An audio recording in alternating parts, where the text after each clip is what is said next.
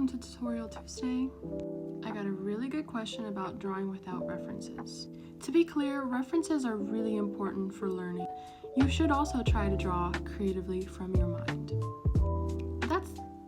That's easier said than done. And of course, like everything, it does take practice. But here's a great way that you can start and grow exponentially. We're gonna start small. Singular and more small, your imagination that you're thinking about drawing, whatever you are thinking about drawing, is what we're going to start about. Make it small, like for instance, a candle, a pencil, or maybe a mushroom. And what I like to start out with is basically instructions, because that's easier said than done to just imagine something, hold that image in your mind for however long it takes to draw it, and then just draw it. Like that's so hard. So on your canvas, you're going to want to just have a section where you do notes, basically. Or in a sketchbook, you can do this map. It doesn't have to be digitally either. Somewhere off to the side, you'll have your notes. And when I mean notes, I mean rough sketches or cues of different colors, for instance. Here's my canvas. And I'm thinking of a mushroom, and that mushroom top is red. So I'm gonna make a little bit of red.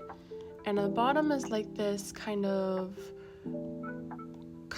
beige cream color, something like this.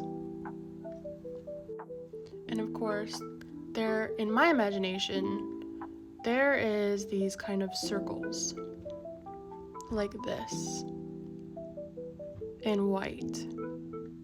So that's what the top is gonna look like. I switched to another pencil. We have our blunt pencil or some sort of pencil, and we're just gonna sketch out how it looks. Not really any details.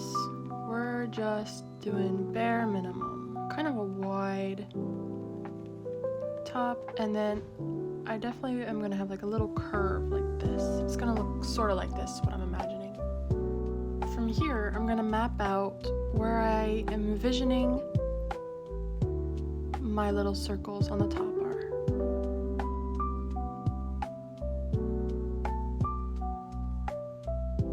Like this. I decided to make it 3D, and it's gonna have those little lines that sometimes mushrooms have under. And same with the bottom. Just lines, not making them accurate. Like this. Super small and simple, nothing crazy to start. And now I have these notes of what exactly the color was. Sometimes some people have a hard time envisioning multiple colors in one image in their head. That's pretty normal actually.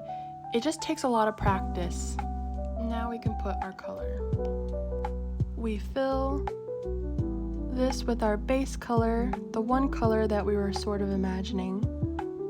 And it's okay if you want to change your colors later on. Like if you see them on paper and it doesn't really like look good, but in your head it did look good, that's normal. And of course the top.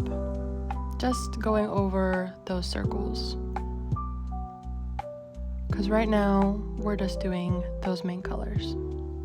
Then of course we add our circles, where we sort of sketched out where they were.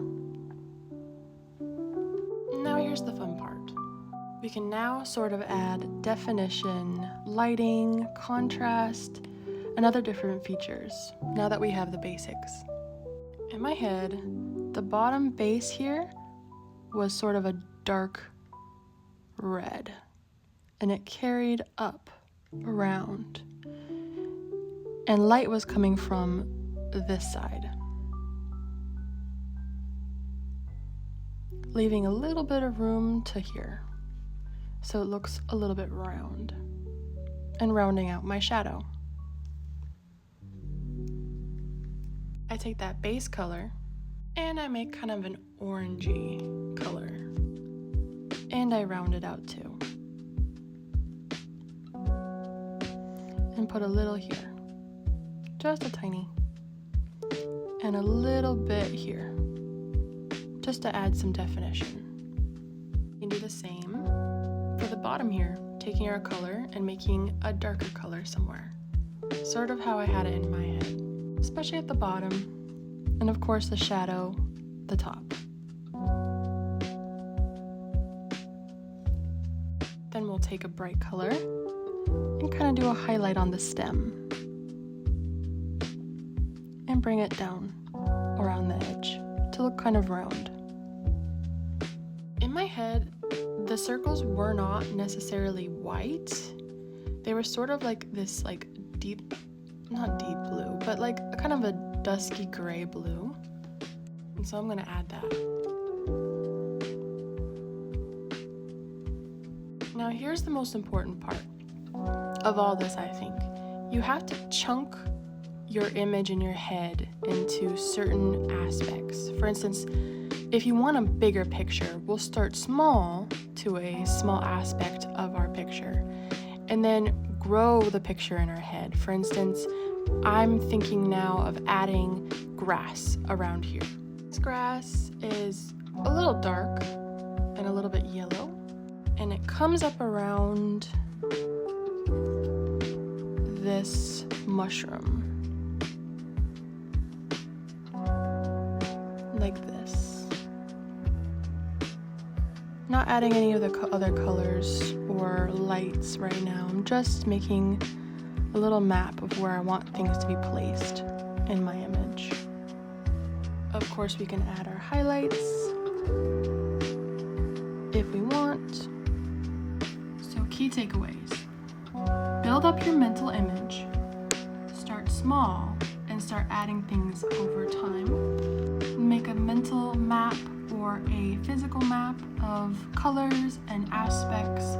You can even literally write down notes like the shape of the bottom of the mushroom is rounded and has a tall stem. Be kind of descriptive and specific. And just know that this does take time to build up characters or whole villages or whole different scenes. And sometimes the mental image doesn't come all in one. Maybe you have an image of just a house or just the face of the character, which is all fine. The more you develop this skill, the more you will get better at it. And just know that using references is more than fine. In fact, even encouraged by a lot of professional artists and professors or teachers of art. I hope this helped. Bye!